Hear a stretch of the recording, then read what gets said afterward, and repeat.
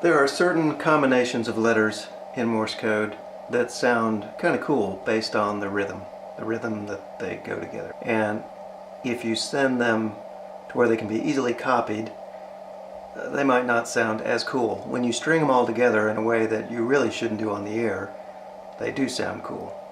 So 4 of those words together that sort of are popular to sometimes send, just for fun, are bends, best, bent, wire, which may be a tongue twister in itself.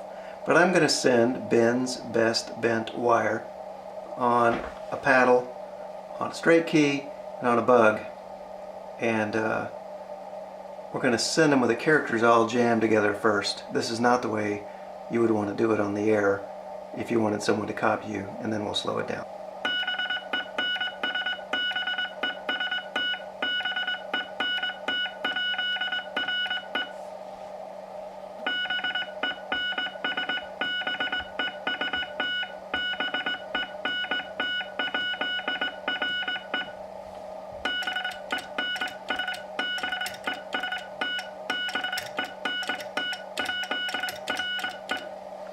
Okay, now if we wanted to send them to where they could be copied, they don't sound as cool, but still might be something you want to send on the air.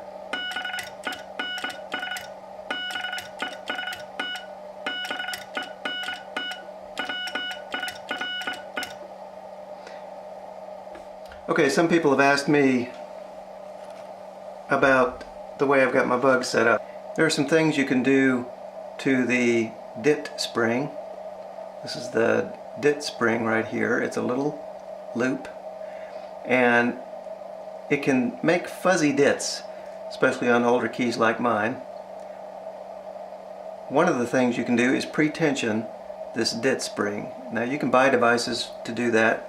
They cost some money, or you can take a pipe cleaner if you've got one handy.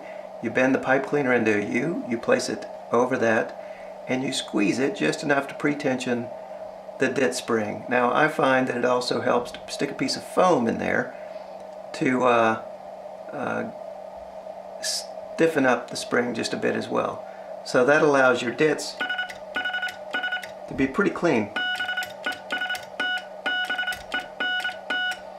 And it also, when the speed goes up, it still sounds good.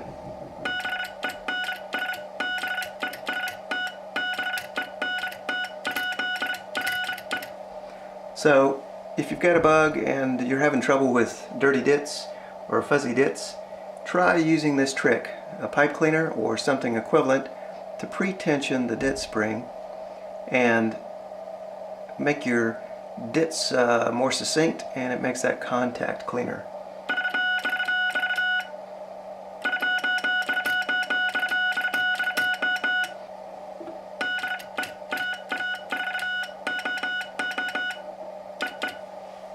That's all for now.